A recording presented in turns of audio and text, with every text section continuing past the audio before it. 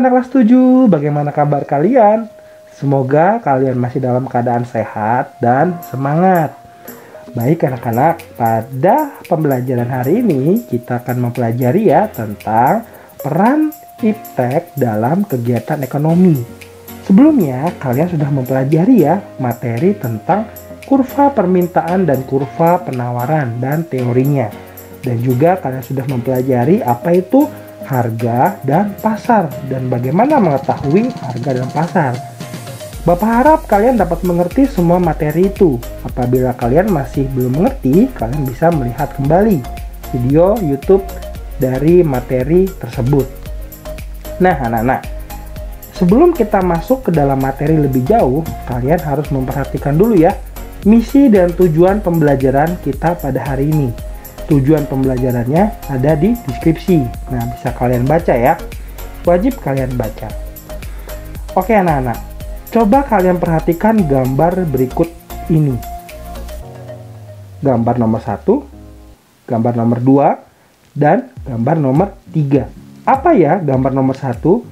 Gambar nomor 1 itu menceritakan tentang sejarah handphone dari yang dulu, jadul ya anak-anak ya, sampai sekarang yang dimana masuk ke dalam masa modern atau smartphone.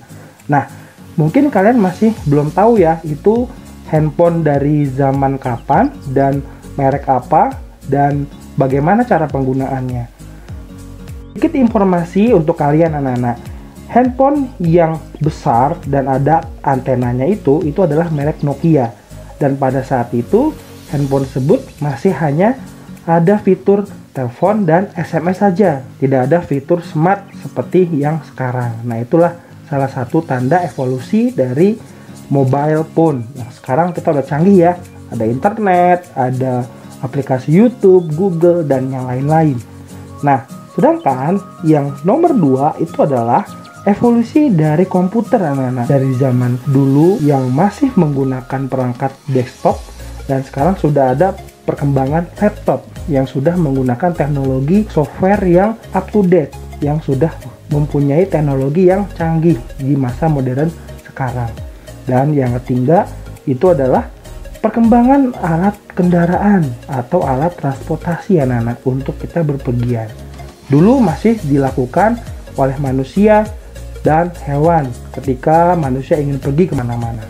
Nah, semua itu perlu didasari oleh iptek dan kegiatan ekonomi. Jadi dari gambar tersebut kita bisa mengetahui bahwa iptek adalah hasil dari kebudayaan manusia yang memberikan kemudahan dalam melakukan aktivitasnya.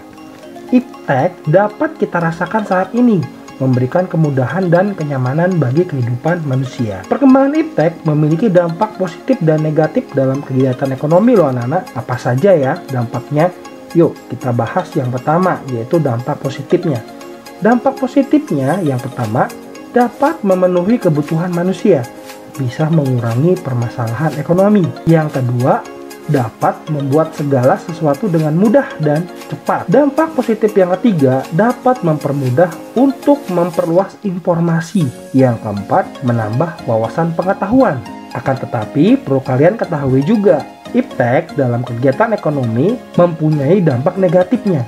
Yang pertama adalah dampak negatif mempengaruhi pola pikir masyarakat untuk konsumtif atau berbelanja yang berlebihan. Yang kedua, membuat seseorang semakin suka instan atau malas. Instan di sini yaitu ingin yang cepat tanpa usaha. Dampak negatif yang selanjutnya adalah dapat menyebabkan polusi udara. Dan yang terakhir dapat menimbulkan kerusakan. Peran iptek dalam menunjang kegiatan ekonomi di sini adalah ilmu pengetahuan dan teknologi sudah menjadi kehidupan manusia anak-anak. Sebagai contoh, saat kalian membutuhkan makanan dengan bantuan handphone atau smartphone, yang bisa kalian lakukan, ya kalian bisa langsung memesan Grab yang langsung bisa diantar ke rumah. Dan itu salah satu kecanggihan peran iptek dalam kegiatan ekonomi. Peran iptek dalam kegiatan ekonomi yang pertama bisa kalian lihat dalam produksi ya anak-anak ya, terutama akan mesin produksi dan bahan baku produksi. Yang kedua, mempelancar dan mempercepat distribusi. Yang ketiga, memberikan kemudahan konsumen. Nah, Itu adalah anak-anak materi singkat dari peran iptek dalam kegiatan ekonomi. Cukup mudah untuk dimengerti bukan? Nah, apabila kalian masih ada pertanyaan, kalian boleh bertanya di WhatsApp Bapak atau di kolom komentar yang sudah ada di YouTube. Terima kasih anak-anak, selamat belajar dan selalu semangat. Terima kasih.